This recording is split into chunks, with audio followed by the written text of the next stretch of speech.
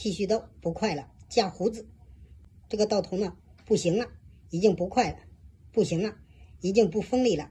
我们呢又买不到合适的刀头，怎么办呢？大家不要着急，我教你一招，立马让它跟新的一样，非常的锋利。我们一起来看，大家看牙膏，把牙膏挤到剃须刀上，一个刀头上挤上一点，看到吗？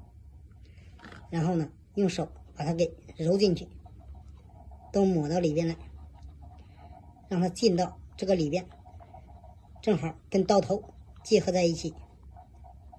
这个时候呢我们打开试一下，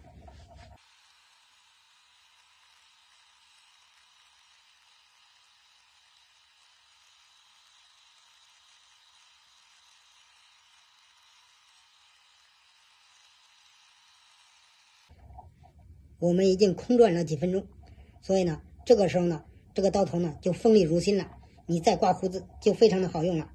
所以这个方法呢很多的人都不知道，今天呢我来分享给你，希望可以帮到你。感谢观看，再见。